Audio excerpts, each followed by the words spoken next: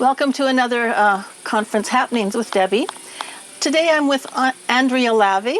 She is the ADRA Canada representative in the Alberta Conference. And I'm not sure you've ever met her, so I thought it would be really fun to talk to you and to see your background and see where you're from and what you actually do for us. So Andrea, welcome, and thank you for being with me. We came to Foothills Camp today just because it's going to be nice, and it's about halfway, so we don't have to go all the way to Calgary. You're based in Calgary, right? Yes, I am. So tell me a little bit about yourself, maybe your educational background and how you got involved with ADRA. Okay, so I don't know how far back you want me to go, but I'm from Winnipeg, and I did my undergrad at Burman University. It started when I started there, it was still CUC, but I was the first graduating class of Burman. And then after that, I did a master's in international development at Andrews University.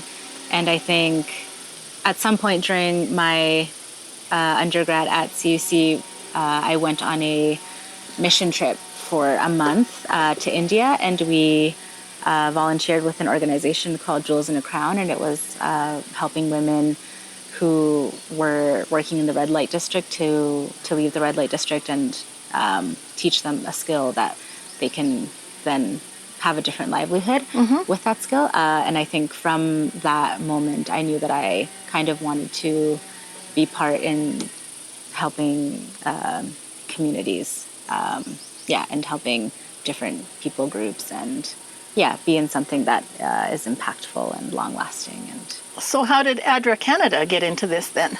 yeah, so because that master's was with Andrews, there was a lot of ADRA professionals that were actually part of that master's, and then also through them I did an internship with ADRA Thailand with a project called Keep Girls Safe, where they help girls who are at high risk of being human trafficked to not be trafficked.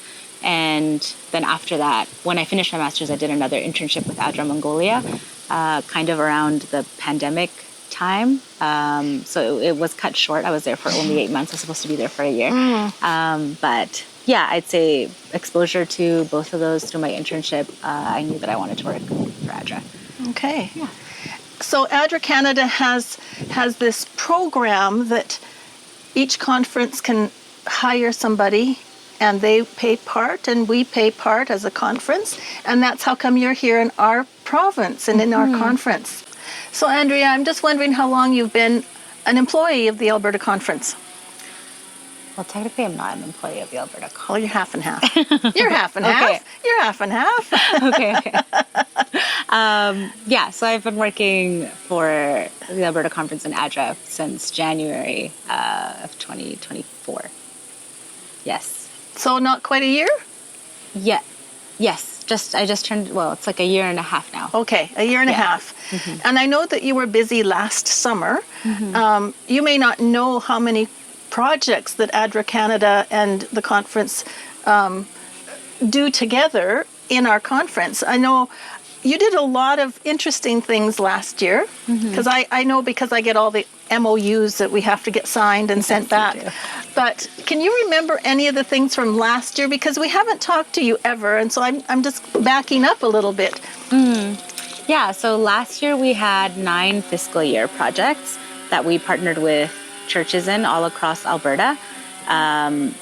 We focused mainly on 5 pillars for ADRA, so migration, emergency preparedness, Indigenous partnerships, psychosocial support, and food security. So one of those, not all of those projects fell under those categories, but majority of them did. And we also did a project where we partnered with the Yellowknife Church in Yellowknife. Yes. That was a very interesting project, yes, and I want to talk a little bit about that one, because it's one that was very innovative, I thought. And tell us what it was. Yeah, so just to set up the problem a little bit. So in Yellowknife, the soil, some parts of their soil in the city has arsenic, and so is hard for people to grow food. They don't usually, they always have to get like garden beds and whatnot in order to grow their own food. Not in every part of the city, but in some parts. And also, as we know, like prices there are very expensive, and it's hard to get like fresh produce at a reasonable price. And so we spoke with the Yellowknife Church, and they knew that those were some of the problems in their community. So based on that, we did them, and us, like we realized that gardens would be a good thing to offer the community. So we offered 170 garden beds to the community with seeds and soil and just everything that they would need, even tools. And also part of that was also getting kids involved. So they got their own planter pots with tomato seeds, just so that it was kind of like a holistic project that got everybody in the family involved. And then after that, they were taught with a local Inuit nutritionist, and as well somebody from the church who's in the health field, just cooking classes on how to use the produce that they had grown, and it was very successful. I have to go back and tell me again how many garden beds that we did. 170. 170. How big are they? That I don't remember, but they were quite like a big. Picnic table size, 4x4? Yeah, I'd say a picnic table size. They were square, but it was enough to grow a bunch of things. Like we gave lettuce seeds, carrot seeds, cucumbers, and tomato seeds. But I know people from the project, they bought their own seeds too and added them to the planter box. And I know a few people who are using their planter boxes again this year. I was going to ask that question. Yes. Are they in use? Like we had to put enough soil in and we had to get them all prepared. You went up there once just to see the project. Yeah. What part of it was at that point? Were they all built? Were they all ready to go? Well, I went up there for the distribution part. Okay. So to work with the church in getting all the different supplies, and I was there on the actual distribution day when people came in and got all their supplies and signed up, and it was really great. It was really special. If any of you are at camp meeting and you're listening to this, or even if you aren't, Pastor Courage from up in Yellowknife probably would be glad to talk to you about this, because I thought it was just a marvelous project to do. And it was something so worthwhile for all of them, especially when you got the kids involved. Yeah, it was. Yeah, Pastor Courage he was such a great person to work with. Oh, that's good. He's a very great leader, and he's very involved in his community as well. So it was easy to make partnerships in that way. That's good. That's really good. Now, another one that I know isn't on your list from last year, because your list was things like food rescue and feed the hungry, which was really good. That one was in Medicine Hat. Street feeding, Edmonton Filipino Church, and you had a street feeding project, which was, did they go out on Sabbaths, or do you know anything about it? Yeah, they partnered with a church, and I believe it's one Sunday or every other Sunday of the month, they make soup and sandwiches, and they go out. And it's very something that the community where they go out to now, like they look forward to. And it's not just people experiencing homelessness, it's also newcomers and refugees that line up to I think the youth did one of those with maybe one of the churches too. So that always is a nice thing to see when the youth department gets involved. Yeah. One of the other big projects from last year was Jasper's Fire. Can you tell us what we all did there? I have a bee going around my head. Yeah, so last year, as we know, Jasper was hit with some pretty devastating wildfires. And part of my work with ADRA, I'm part of the Alberta NGO Council. So it's a bunch of different NGOs that are here in Alberta, and we work with the Alberta Emergency Management Agency branch of the government. So when there's an emergency and there are gaps that they can't fill, then they call on us. And so through them, I was put in contact with the municipality of Jasper, and they were in contact with the elementary school, which is the only elementary school in Jasper. and we were told that they need backpacks and school supplies. It's kind of one of the last things on families' mind to have those supplies. And this happened in the summertime, so school was about to Yes, start. school was about to start. They didn't even really know like how many students were going to come back. A lot of the families were living in Hinton when it started, but at the end, I think most of the families came back, from what I remember the principal telling me.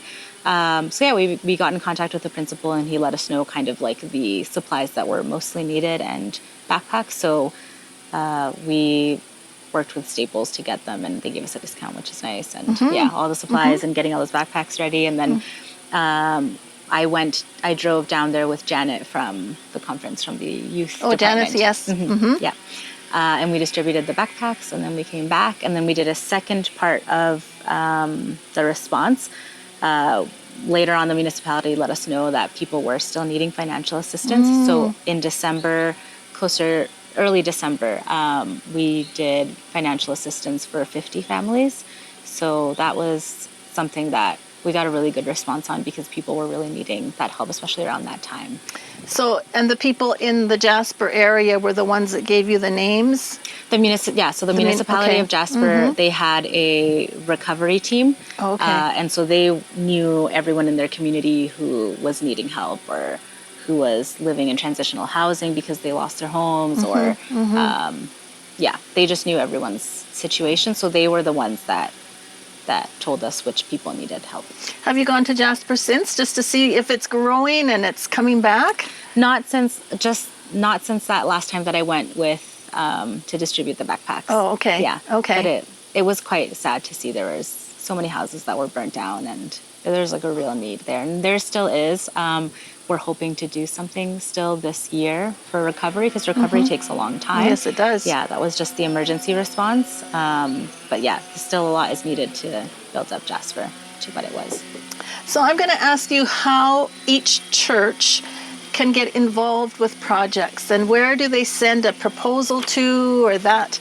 How does that whole thing work, so that you and the team actually take their project on and help with it? So at any point, churches can begin their own project. They can reach out to me, and if they need any sort of help with brainstorming, or figuring out what partners are in their communities, or how to address different needs that they're seeing, whatnot, that can happen at any time. We have grants that come out once a year. So we've already accepted all of our churches our projects for this year, but we have a new round of project opening for next year, this October. Oh, okay. So for funding, that is when we will be accepting proposals. And now I have a list for all the churches, so I will be sending out an email in October to all the different head pastors, letting them know, when they can start applying, kind of what to look for, when to start. Yeah. Does it have to be a big project, or can it be a fairly small project? Yeah, it can be any size. The only thing I'd say, the biggest thing, is that we definitely want projects that are well informed, because, as you know, not all help is good help. So we definitely want to support projects that have spoken to their communities in some way, and have gotten from them that this is the need, Oh, okay. And not just the church saying, I would like to do this. Exactly. And go out and do it without the background work done already. Yeah, exactly. Yeah. And I'm so happy to help churches along that process, because I think it's very important, and I think it's what creates something that's actually very impactful when you involve the community. So do you have an email with the Alberta Conference, or do you have an email with ADRA Canada? With ADRA Canada. With ADRA Canada. So it needs to go through ADRA Canada before it actually comes. It can be an email straight to me. Oh, okay. Yeah. Okay. So how much does the church have to put into each of their projects? Depending, of course, of what the size is, but do they have to also put some in? You mean financially? Yes. No, not all churches do. We do encourage it so that it feels like it's their own project as well. But I think, even if they can't give financially, like even if they can give in kind towards their project. And help with and it. Obviously, yeah. It is, at the end of the day, their project. Yes. They are the project Because you're not the leaders. one going out and doing it all the time, for sure. Yeah, for it sure. is. I kind of manage mostly the projects that happen in an emergency or that happen outside of the yearly cycle. But for those ones, we want it to be the people that are working with their communities. So, yeah, they are the ones that are primarily working with. So it's an evangelism tool. Also, it can be something that you would do in your own community. Do you know how much or how many projects there are for 2025? Yeah, for 2025 we have we have 11 projects. 9 was last year. Do you remember any of them? Yes, we have some really great ones this year. Let me think. Some of them still from last year. We have We have 2 Bags of Love projects. I don't know if you've heard about Bags of Love. But Yes. We have them in Riley, and we have one in Calgary with Calgary Central Church. I think that's a really cool project. I think Riley's done it for many, many years. Yes. This Bags of Love one. Yes. So I know you do sometimes do one with the man's school. Yeah. And that feeds breakfast. I don't know if you're doing that this year or not, but I know over the years that's one that's been done. Yeah, we're looking at grants currently to be able to fund the breakfast and lunch feeding program for this school year, this coming school year. This next coming. Okay, good. There's other ones. What's the Celebrate Recovery project for the College Heights Church? That one is also one that has been approved for this year. So that one is, at College Heights, and they follow an addictions recovery program. And it's open to the community, and they did really good research, I think, in preparation for that. It was a need that the Lacombe community was seeing, in fact. Yeah. I remember, so Pastor Elizabeth Poulet is the project leader for that one. And she was in contact with the Lacombe police. They did a research that during the pandemic, there was a lot of calls of just mental breakdowns happening and people just needing a lot of mental health support. So I think that's a really, really important project. And it's very timely. Yes, it is. And they are also in contact with Family and Child Services and I believe another nonprofit in Lacombe that helps refer people to their project. So we've got projects north, south, east, and west. So it's not just something that is in one district. It's something that is spread out all over the whole conference. We have them in Edmonton and Lacombe and Calgary, Riley, Lethbridge, Medicine Hat, Vegreville.